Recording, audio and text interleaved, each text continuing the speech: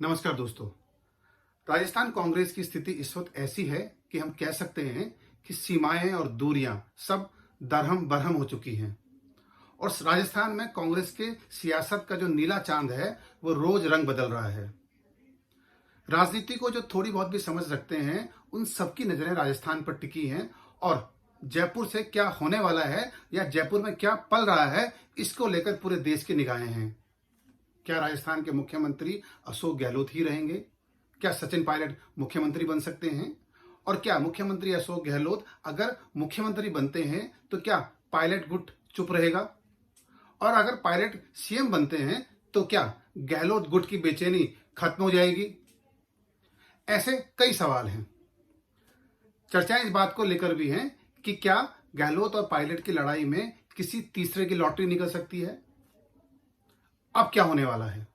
आगे क्या होने वाला है? क्या पायलट गुट मुख्यमंत्री के तौर पर अशोक गहलोत को स्वीकार कर लेगा? पिछले 2 दिनों से जिस तरीके से मुख्यमंत्री अशोक गहलोत बयान दे रहे हैं वो साफ इशारा कर रहे हैं कि या तो वो सीएम वही रहेंगे या कुछ और नई सियासी समीकरण राजस्थान में बन सकते हैं। और जिस तरीके से उन्होंने कल बीकानेर में कहा कि वे बजट की तैयारी कर रहे हैं, इसलिए वो साफ इशारा दे रहे हैं कि फिलहाल मुख्यमंत्री पद छोड़ने का उनका कोई इरादा नहीं है। तो क्या दिल्ली से कोई संदेश लेकर मुख्यमंत्री अशोक गहलोत जयपुर आए हैं? मुख्यमंत्री अशोक गहलोत जिस तरीके से पुराने विवादों को सामने नई तरीके से ला रहे हैं वो ये बताता है कि पायलट गुट उनके सीधे निशाने पर है और पायलट को लेकर उनकी दिल की जो दीवारें हैं, जो दूरियां हैं, वो और बड़ी होती जा रही हैं। पायलट को वो किसी भी रूप में स्वीकार करने को तैयार नहीं है। तो ऐसे में कैसे मुख्यमंत्री सचिन पायलट बन सकते हैं, यह भी बड़ा सवाल है। क्या आला कमान का जो एक लाइन का प्रस्ताव है वो अभी भी जिंदा है या दिल्ली से फिर कोई टीम आकर जयपुर में कोई सियासी समीकरण नए खड़े कर सकती है? और क्या ऐसा माहौल राजस्थान में बनाया जा सकता है कि पायलट गुट और कांग्रेस गहलोत गुट दोनों किसी एक फॉर्मूले पर राजी हो जाएं? फिलहाल ऐसी कोई संभावनाएं दिखती नहीं है। तो अब राजस्थान में क्या होने वाला है? क्या मुख्यमंत्री अशोक गहलोत के चेहरे पर ही चुनाव लड़ा जाएगा या अगले कुछ दिनों में कोई बड़ा सियासी समीकरण या राजस्थान किसी नए सियासी भूगोल की तरफ बढ़ेगा? सवाल कई तरह से हैं और अलग अलग मोर्चों से अलग अलग तरीके से उठ भी रहे हैं। बीजेपी खामोश है और सचिन पायलट भी खामोश हैं, लेकिन मुख्यमंत्री अशोक गहलोत की बयानों से यह लगता है कि वो चुप रहने वाले नहीं हैं। तो फिर राजस्थान में क्या होने वाला है?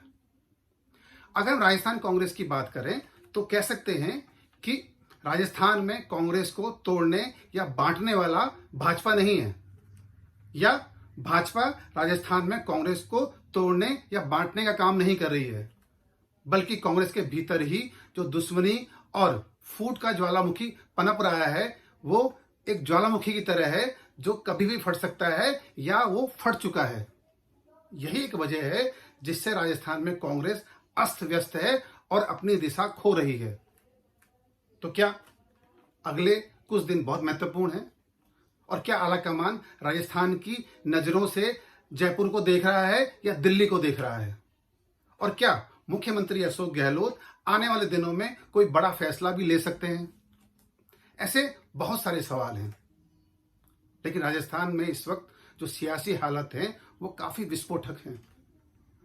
मुख्यमंत्री अशोक गहलोत के बयान और उनकी भाव भंगिमाओं से तो यही लगता है कि फिलहाल वे मुख्यमंत्री पद छोड़ने को तैयार नहीं है।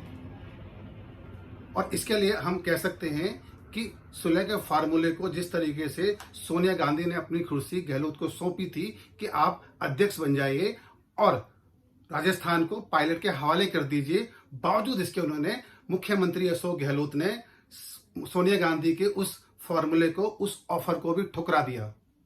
तो क्या गहलोत चुप रहेंगे और चुपचाप आलाकमान की जो आदेश है उसकी पालना करते रहेंगे? ऐसा दिखता नहीं है। तो फिर अगले 1 साल राजस्थान में क्या होने वाला है? मुझे लगता है कि पायलट गुट या गहलोत गुट से आगे निकलकर चीजें बहुत दूर जा चुकी हैं।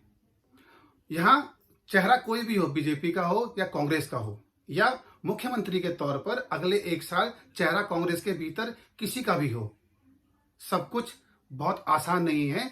और राख के नीचे बहुत सारी चिंगारियां ऐसी हैं जो दबी हुई हैं, जो भड़कने के लिए तैयार हैं। मुख्यमंत्री अशोक गहलोत अगर मुख्यमंत्री रहते हैं और सचिन पायलट अगर मुख्यमंत्री बनते हैं तो दोनों की राह आसान नहीं है। यहां जो सियासी भूगोल है वो कई सरहदों के पार जा चुका है। अब अगर हम ये कहें और एक लाइन में राजस्थान की सियासत को अगर हम बयां करें तो निष्कर्ष इस तरीके से निकलता है। जो राजस्थान के इतिहास का एक सच ये भी है कि यहाँ युद्ध भूमि में वीर या तो लड़ते हैं या वीर गति को प्राप्त होते हैं। राजस्थान के इतिहास में ऐसी कहानियां कम ही मिलती हैं जब युद्ध में किसी ने आत्मसमर्पण किया हो। और इस वक्त राजस्थान में कांग्रेस के भीतर जो सियासी युद्ध चल रहा है उसमें आत्मसमर्पण की संभावनाएं कम ही दिखती हैं। आने वाले दिन बहुत महत्वपूर्ण हैं और तूफान से पहले जो शांति है उसकी बेचैनी को राजस्थान महसूस कर रहा है। इंतजार करते हैं कि सियासत का जो ऊंट है इस बार कहां टिकता है।